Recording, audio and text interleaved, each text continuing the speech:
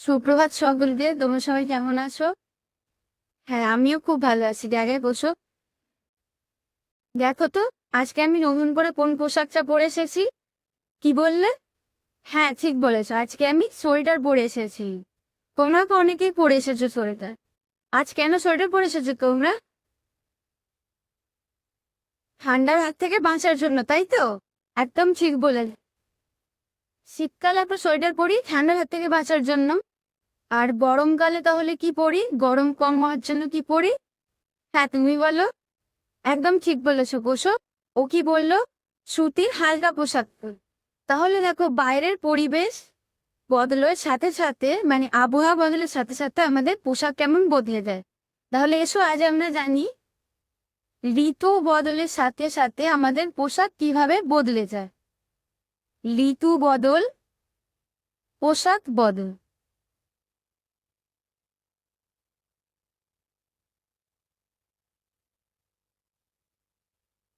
আমি বোর্ডে একটা ছবি আঁকছি, দেখে বলবে এটা নিয়ে কিসের ছবি আঁকলাম।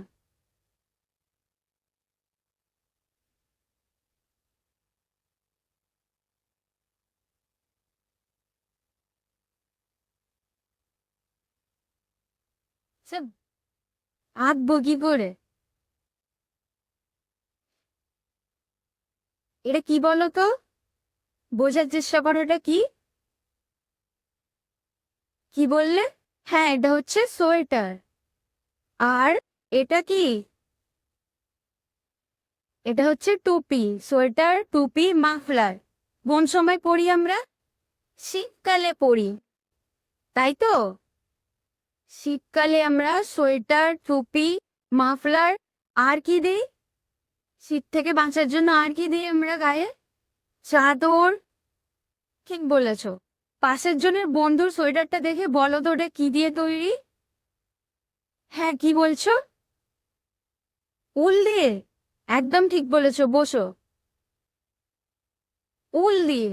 এটা কিন্তু ভেড়ার লোম দিয়ে যে উল পাওয়া যায় সেটা নয়। বর্তমানে বাজারে কিন্তু এটা সিনথেটিক উল পাওয়া যায়। সিনথেটিক দিয়ে তৈরি হয় এগুলো। আর ভেড়ার লোম দিয়ে যে উল তৈরি হয় তাকে বলা হয়, বসো, সিনথেটিক উলকে বলা হয় ক্যাশমিলান। কি বলছো? সিনথেটিক উল কি থেকে তৈরি হয়? খুব ভালো প্রশ্ন করেছো। সিনথেটিক উল তৈরি হয় খনিজ তেল থেকে। খনিজ তেল কারখানায় নিয়ে গিয়ে সেখান থেকে আমরা সিনথেটিক পাই।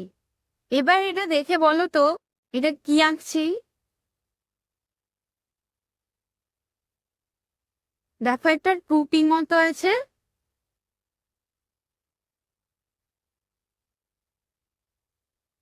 এটা পা পর্যন্ত হয় কিন্তু এক একজনের।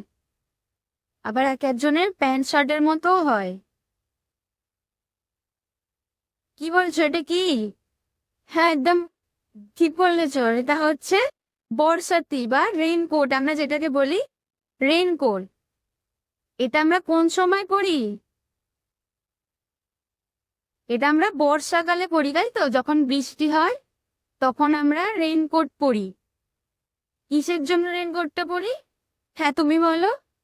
বৃষ্টির হাত থেকে বাঁচার জন্য। ভেরি গুড, বসো। বর্ষাতিও কিন্তু সিনথেটিক থেকেই তৈরি হয়।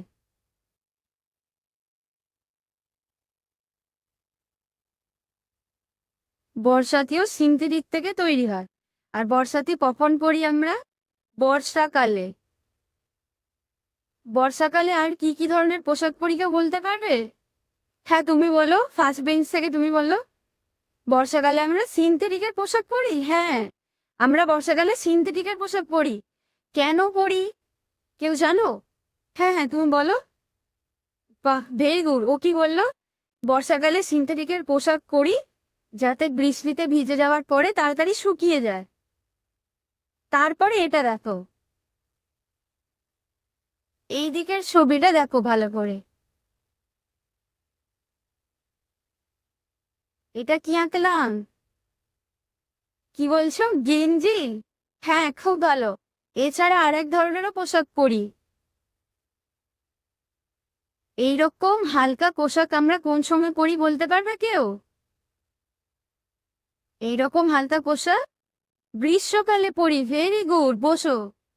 এইরকম হালকা পোশাক আমরা গ্রীষ্মকালে পরি, যখন প্রচন্ড রোদ থাকে তখন আমরা এই হালকা পোশাকগুলো পরি। কেন পরি বলো? ফার্স্ট বেঞ্চ থেকে বলো। হ্যাঁ, ও কি বললো? গ্রীষ্মকালে আমরা গরমের হাত থেকে বাঁচার জন্য এরকম হালকা পোশাক পরি। আর এই হালকা পোশাকগুলো কি দিয়ে তৈরি হয়? লাস্ট বেঞ্চ থেকে বলো। বাহ, ভেরি গুড। ও কি বললো? এই যে হালকা পোশাকগুলো, এগুলো তৈরি হয় সুতি দিয়ে। সুতি মানে বুঝতে পারছো কি? সুতি হচ্ছে সুতো থেকে তৈরি, তুলো থেকে সুতো তৈরি হয়, সেটা দিয়ে সুতি পোশাক তৈরি হয়। তাহলে আজ আমরা কি কি দেখলাম? শীতকালে আমরা উলের পোশাক পরি, যেটা সিনথেটিক দিয়ে তৈরি হয়। সিনথেটিক কি থেকে পাওয়া যায়? খনিজ তেল থেকে। তারপরে বর্ষাকালে আমরা কি পরি? বৃষ্টির হাত থেকে বাঁচার জন্য রেনকোট পরি। রেনকোট অথবা বর্ষাতি, সেটাও কিন্তু সিনথেটিক দিয়েই তৈরি হয়। আর গ্রীষ্মকালে আমরা কি পরি? হালকা পোশাক অথবা গেঞ্জি, এইরকম ধরনের আমরা পোশাক পরে থাকি, যেটা হালকা পোশাক কি দিয়ে তৈরি হয়? সুতো দিয়ে, তুলোর তৈরি সুতো দিয়ে। বুঝতে পেরেছো? কারো কোনো প্রশ্ন থাকলে জিজ্ঞাসা করে দিতে পারবে। Thank you. ওরকম ড্রয়িং করে পড়াতে মানে খুব ভালো লাগে। যে প্রথম ড্রয়িং করে পড়াবে জীবনে এক ইজি করে পড়াবে কাটতে কাছে